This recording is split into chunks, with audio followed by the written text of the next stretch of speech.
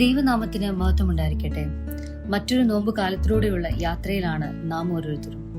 ഈ നോമ്പ് കാലത്തിൽ നമ്മുടെ ഹൃദയങ്ങളെ ശുദ്ധീകരിക്കുക എന്ന വലിയ ഉത്തരവാദിത്തം ക്രിസ്തു നമ്മെ വരമേൽപ്പിച്ചിരിക്കുന്നു.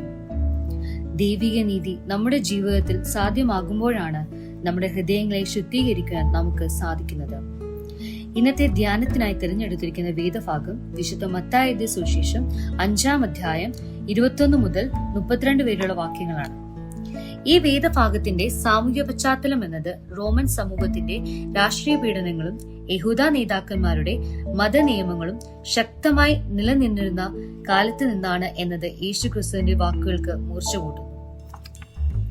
യഹൂദ നിയമങ്ങൾ പാലിക്കുന്നു എന്ന് സ്വയം കരുതുകയും അതാണ് ദൈവിക നീതി എന്ന് തെറ്റിദ്ധരിച്ചിരിക്കുന്ന മനുഷ്യരെയാണ് ക്രിസ്തു ഇവിടെ വെല്ലുവിളിക്കുന്നത്.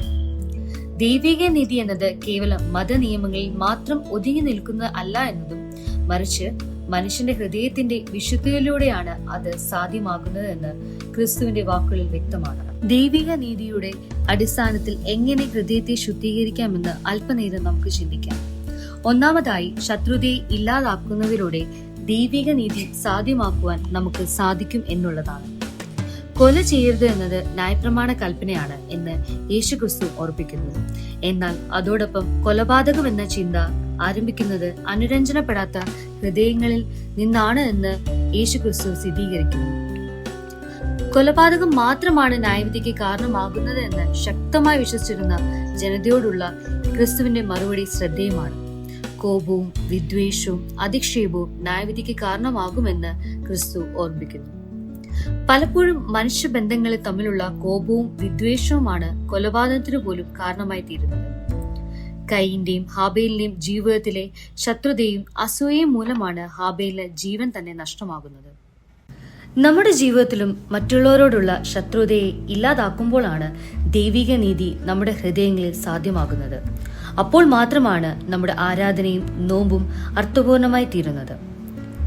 രണ്ടാമതായി, എല്ലാവരെയും ബഹുമാനിക്കുന്നതിലൂടെ ദൈവിക നീതി സാധ്യമാക്കാം എന്നുള്ളതാണ്. ഇവിടെ ക്രിസ്തു ഓർമ്മിപ്പിക്കുന്ന മറ്റൊരു ന്യായപ്രമാണ കൽപ്പനയാണ് വ്യഭിചാരം ചെയ്യരുത് എന്നത്. പലപ്പോഴും സ്ത്രീകളുടെ മുകളിൽ മാത്രം അടിച്ചേൽപ്പിക്കപ്പെട്ട കുറ്റമായിരുന്നു വ്യഭിചാരം എന്നത്. പുരുഷന്റെ സന്തോഷത്തിന് വേണ്ട വസ്തുവായി മാത്രം സ്ത്രീകളെ പരിഗണിച്ച മനുഷ്യരെ ക്രിസ്തു ഇവിടെ വിമർശിക്കുന്നു. സ്ത്രീകൾക്ക് നേരെയുള്ള തെറ്റായ നോട്ടം പോലും വ്യഭിചാരമാണ് എന്ന് ക്രിസ്തു ഇവിടെ സ്ഥിരീകരിക്കുന്നു.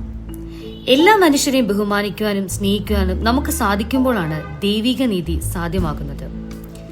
ഈ നോമ്പ് കാലത്തിലും മറ്റുള്ളവരോടുള്ള ശത്രുതയെ ഇല്ലാതാക്കുവാനും മറ്റുള്ളവരെ ബഹുമാനിക്കുവാനും സാധിക്കുന്നതിലൂടെ ദൈവിക നീതി സാധ്യമാക്കുവാനും അതിലൂടെ നമ്മുടെ ഹൃദയങ്ങളെ ശുദ്ധീകരിക്കുവാനും ദൈവം ഇടയാക്കട്ടെ എന്ന് ആശംസിക്കുന്നു.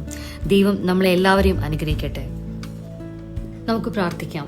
ദൈവമായ കർത്താവേ, മറ്റുള്ളവരോടുള്ള ശത്രുതയെ ഇല്ലാതാക്കുന്നതിലും മറ്റുള്ളവരെ ബഹുമാനിക്കുന്നതിലും ഞങ്ങൾ വരുത്തിയ വീഴ്ചകൾ ഞങ്ങളോട് ക്ഷമിക്കണമേ. എല്ലാ മനുഷ്യരിലും നിന്റെ മുഖത്തെ കാണുവാനും അതിലൂടെ പരസ്പര ബന്ധങ്ങളെ ബലപ്പെടുത്തുവാനും ഞങ്ങളെ സഹായിക്കണമേ. ഈ നോമ്പ് കാലത്തിലൂടെ മറ്റുള്ളവരോടുള്ള ശത്രുത ഇല്ലാതാക്കുവാനും എല്ലാവരെയും ബഹുമാനിച്ച് ഹൃദയശുദ്ധിയോട് ജീവിക്കുവാൻ ഞങ്ങളെ സഹായിക്കണമേ. എല്ലാം യേശുക്രിസ്തുവിന്റെ നാമത്തിൽ തന്നെ. ആമേൻ.